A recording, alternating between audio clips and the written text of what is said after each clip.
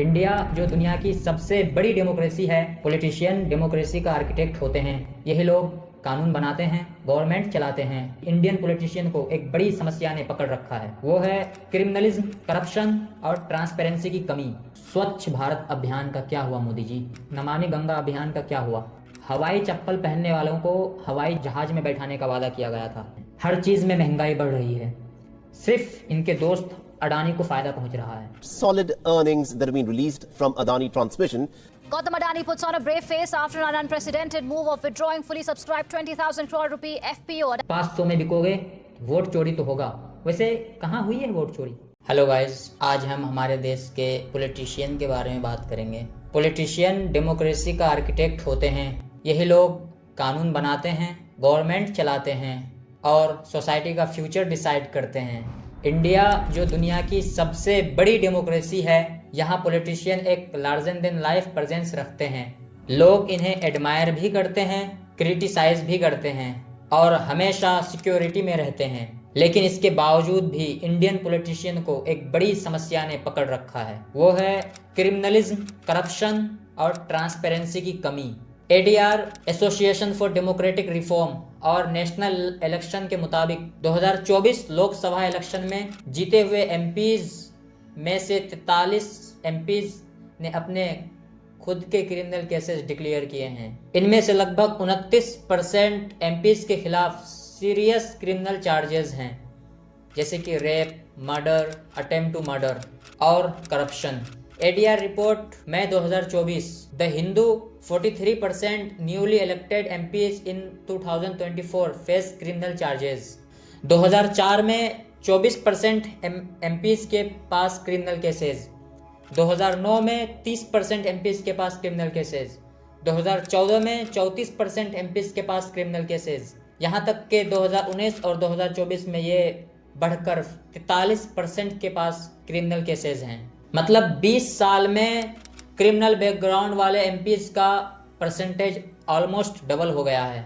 जिनके खिलाफ criminal cases हैं, उन एमपीज की एवरेज एसेट 38.3 करोड़ हैं, जबकि क्लीन एमपीज के एसेट्स 23.5 करोड़ हैं। 9% एमपीज के ऊपर मर्डर रिलेटेड चार्जेस हैं, 5% के ऊपर अटेम्प्ट टू मर्डर, 3% पर वोमेन रिलेटेड रेप, इस टाइप के क्रिमिनल केसेस हैं।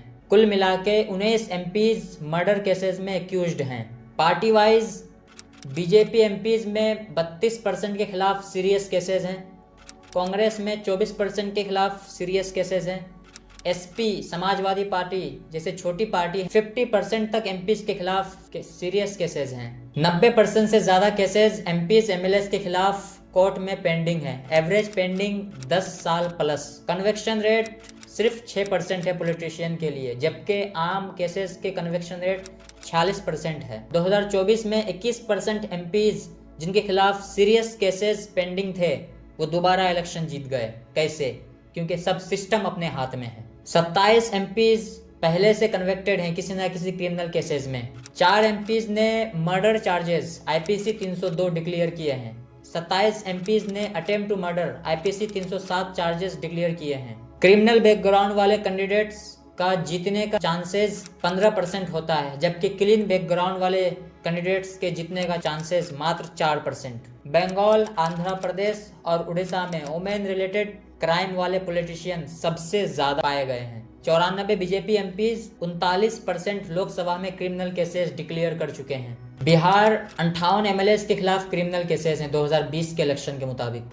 यूपी में 41% के खिलाफ क्रिमिनल केसेस हैं। नेशनल एवरेज 29% एमएलएस के खिलाफ सीरियस केसेस हैं। जेंडर गैप, मेल एमपीज 45% के पास क्रिमिनल केसेस, फीमेल एमपीज 15% के पास क्रिमिनल केसेस। लेकिन फीमेल एमपीज का एवरेज एसेट्स फिर भी 28 करोड़ हैं। सिर्फ 14% वोटर ऐसे हैं जो वोट देने से पहले रिकॉर्ड चेक करते हैं कि कौन से नेता के ऊपर क्रिमिनल केसेस हैं या क्रिमिनल केसेस नहीं है। सिर्फ 14%। एजुकेशन लेवल 25% एमपीज जिनके खिलाफ क्रिमिनल केसेस हैं वह 12th पास से भी नीचे हैं, जबकि क्लीन एमपीज ये सिर्फ 15% है। 2009 में जो एमपीज इलेक्ट होते थे उनका करोड़पति होते थे वो लोग 58%। ये 2014 में बढ़ के 82%। 2019 में 88% और 2024 में 93% आ चुका है। एवरेज एमपीज एसेट्स 2024 में 56.86 करोड़। सबसे अमीर एमपी रविंद्र किशोर सिन्हा बीजेपी में 895 करोड़। सुप्रीम कोर्ट ने lily Thomas versus union of India 2023 case में डिसाइड किया था कि अगर किसी पॉलिटिशियन को 2 साल से ज़्यादा की सज़ा होती है तो तुरंत डिस्क्वालीफाई होगा। रिसेंट ईयर में एमपीज एमएलए डिस्क्वालीफाई हुए इस रूल के हिसाब पर। 15 साल में एक बार भी प्रेस कॉन्फ्रेंस नहीं किए मोदी जी, और ये अनभक्त बोल रहे हैं कि देश को बनाने में बिजी हैं। ये बना रहे हैं देश। आप ये वीडियो देखो। लगता है मोदी जी को प्रेस कॉन्फ्रेंस करनी चाहिए। बड़े आरोप लगते हैं उन पर कि प्रेस कॉन्फ्रेंस नहीं करते। क्यों नहीं किया उन्होंने? क्या लगता है आपको? आप तो समर्थक उनको समझते हैं। देश को बनाने में व्यस्त है। 12-13 साल 10 साल में एक बार भी नहीं। समय नहीं मिला होगा, दिन रात काम करते हैं। ये बड़ी अच्छी बात कही आप। हमने जिंदगी ऐसी गुजारी है तो मुझे ये कोई नयापन नहीं लग रहा है।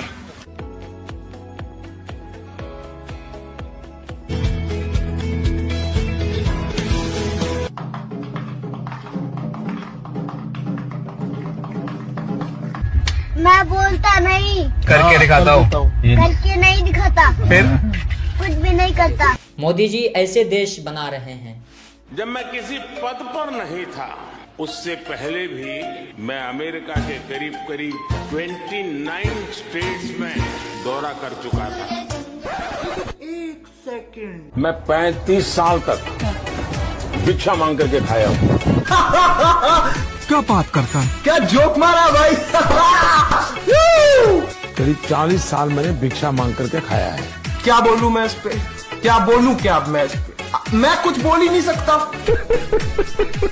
इस वीडियो में मोदी कह रहे हैं जब कोई पद पे नहीं थे तो हम अमेरिका के 29 स्टेट में घूम कर आ चुके थे। मोदी जी, आप तो कह रहे थे कि हम भिक्षा मांग के खाए हैं, फिर कौन पैसे से 29 स्टेट अमेरिका के घूम के आए? चाय बेचते थे, ओहो ये बात है। चाय बेच के अमेरिका घूम गए आप, वो भी पूरे 29 स्टेट। हमारे देश के कुछ नेताओं को ये भी नहीं पता है कि इस देश में कितने स्टेट हैं। आप ये वीडियो देखो। आज देश के 70 राज्यों में क्या बोला तूने? 70 राज्यों में कब हो गया ये? 17 स्टेट्स में कौन है ये लोग? ये है भट्ट गंवार। एनडीए की सरकार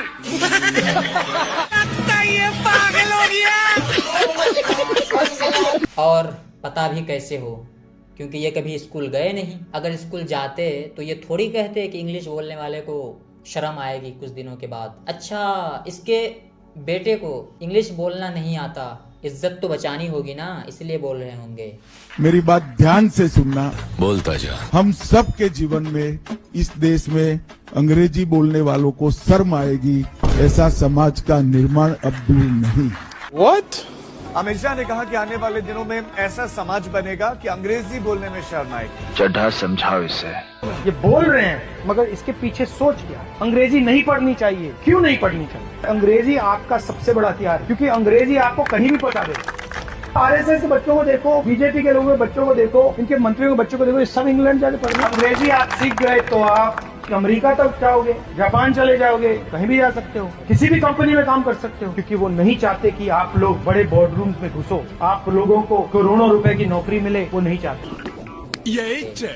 जी समझ गए। लेकिन इन जैसे अनभक्तों को इससे कोई फर्क नहीं पड़ता। महंगाई कहीं से कहीं बढ़ रही है, इस जैसे अनभक्त को कोई नहीं फर्क पड़ता। पेट्रोल को 70 रुपए पहुंचने में 70 साल लग गए और हमारे गवर्नमेंट ने 8 साल में 40 रुपए बढ़ा के 110 रुपए कर दिए पेट्रोल।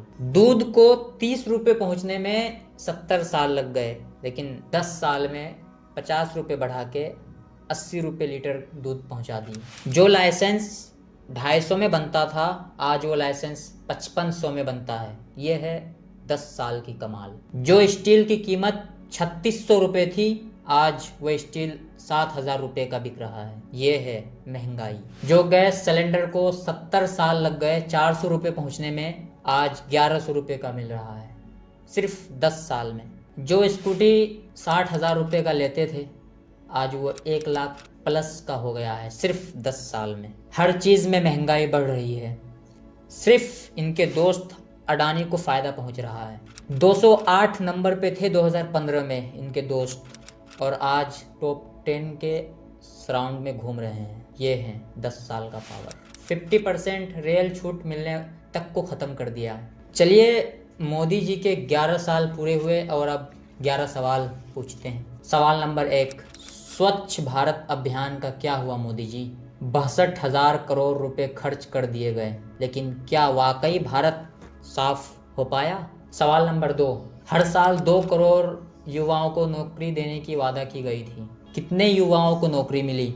और आज़ादी के बाद सबसे ज़्यादा बेरोजगारी का सामना क्यों करना पड़ रहा है? सवाल नंबर 3, नमामि गंगा अभियान का क्या हुआ? हज़ारों करोड़ों खर्च करने के बाद क्या वाकई गंगा साफ हो पाया? सवाल नंबर 4, हवाई चप्पल पहनने वालों को हवाई जहाज में बैठाने का वादा किया गया था, लेकिन आज हाल ये है कि आम आदमियों को रेल में सफ़र करने तक मुश्किल है। सवाल नंबर 5, किसानों की आय दोगुनी करने का वादा किया गया था। क्या किसानों की आय दोगुनी हुई या आज भी किसान अपने कर्ज से आत्महत्या करने को मजबूर है? सवाल नंबर 6, सबका साथ सबका विकास का वादा किया गया था, लेकिन ज़मीन पर सबका विनाश क्यों हो रहा है सिवाय आपके दोस्तों के? सवाल नंबर 7, महिलाओं की सुरक्षा का वादा किया गया था, तो फिर बलात्कार अपहरण की घटनाएं क्यों नहीं रुक रही है? मोदी जी, देश की तो छोड़ो, अपने पार्टी की तो रोक लो, रोड पे ही शुरू हो जाते हैं। सवाल नंबर 8, भूखमरी खत्म करने की बात हुई थी, लेकिन आज भी 20 करोड़ से ज़्यादा लोग भूखे पेट सोने को मजबूर हैं, क्यों? सवाल नंबर 9, जहां झुग्गी वहीं मकान का सपना दिखाया गया था, लेकिन मोदी सरकार ने बुलडोजर चलवा के बहुतों का घर बर्बाद किया, ऐसा क्यों? सवाल नंबर 10, जनता को राहत देने का वादा किया गया था, लेकिन जनता से फार टैक्स असूला जा रहा है। जीएसटी के नाम पे छोटे व्यापारी का कमर तोड़ा जा रहा है। सवाल नंबर 11, लोकतंत्र में सवाल पूछना गुनाह क्यों बन गया है?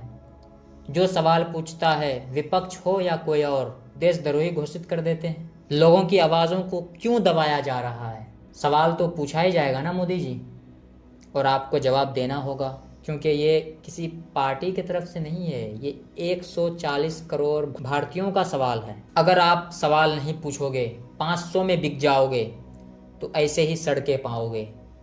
अगर आप सवाल नहीं पूछोगे, 500 में बिक जाओगे, तो ऐसे ही स्कूल पाओगे। अगर आप सवाल नहीं पूछोगे, 500 में बिक जाओगे, तो ऐसे ही न्याय पाओगे। 500 में बिकोगे तो वोट चोरी तो होगा। वैसे कहाँ हुई है वोट चोरी? वोटर कार्ड पे किसी का नाम IGKLPT इस टाइप का लिखा है तो क्या गलत है? किसी के एक से ज़्यादा अब्बा होंगे तो सबका कैपिटल लेटर लिख दिए होंगे। एड्रेस में लिखा है हाउस नंबर 0 तो क्या गलत है? बुलडोजर चलेगा तो हाउस नंबर 0 ही ना लिखेगा। एक छोटी सी पेन ड्राइव से 300 MMS निकल सकता है, एक छोटे से घर से 250 लोग नहीं निकल सकते क्या यार? और आप क्यों मांगोगे इलेक्शन कमीशन से फ़ोटोज़? हमारी माँ बहनें जो हैं वो उनके कपड़े तो ले लिए गए, ये हमारे नेता वो नंगे गए वोट देने, तो क्यों देंगे फ़ोटोज़ CCTV कैमरे के? नहीं देंगे, क्योंकि अगर आप 5 साल तक आप मार्केट में कुछ भी लेने जाते हो तो कितने उसके बारे में जांच पड़ताल करते हो कि ऐसा तो नहीं होगा, वैसा तो नहीं होगा, लेकिन 5 साल तक अपनी सरकार चुनते वक्त एक भी सवाल नहीं पूछते। डर, पैसा, जात पात, धर्म, संप्रदाय के लिए वोट देने के बजाय जो आपसे वोट मांगने आए उससे आप सवाल पूछो कि अगले 5 साल तक तुम मेरे लिए क्या करोगे? अगले 5 साल तक तुम मेरे बच्चों के लिए क्या करोगे? उसके एजुकेशन के लिए क्या करोगे? अगर मुझे कुछ हो जाए तो मेरे लिए क्या करोगे? हॉस्पिटल का क्या सिचुएशन होगा? लेकिन आप नहीं पूछोगे, आप 500 में बिकोगे तो ऐसे ही पाओगे, और आंखों में पट्टी बांध के रखोगे, अनभक्ति नहीं छोड़ोगे तो यही होगा।